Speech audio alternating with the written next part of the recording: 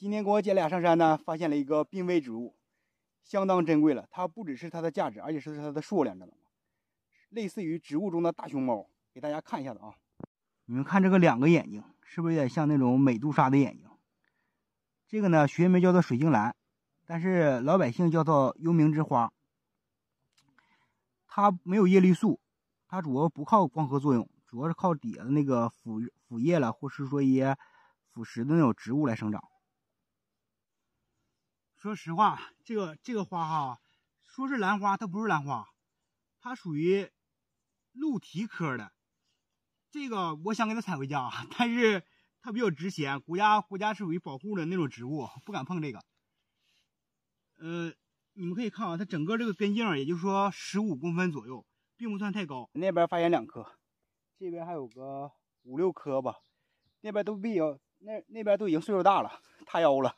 你看这颗正处于壮年，这边这几个就属于老年，马上快退休那种。这应该是一家子。你看这边是，哟，里面还藏了一颗。这个属于4世同堂啊！下次应该给它定个位，下次说明来年还能看到它们。在我们当地能看到这个，属于一种幸运。你把这2颗水晶兰抛回家吧。你咋不抛呢？啊？你咋不抛？我怕进去。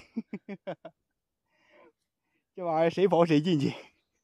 你们有点好心眼。不是，这个相当名贵了，知道吧？一般情况下，估计啊，这个比打个老虎还厉害。谁不敢抛？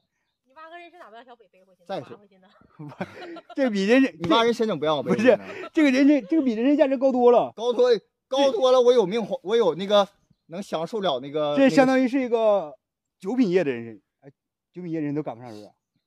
相传1颗价值在1500万。你别吵吵，我刨一颗。这是你自己说的啊，我跟你没有任何关系，别拍我。不，快把我删掉。像这个水晶兰，可遇不可求，只可远观不可近玩焉。虽然说它价值连城吧，但是有些时候我们不能触犯法律的底线。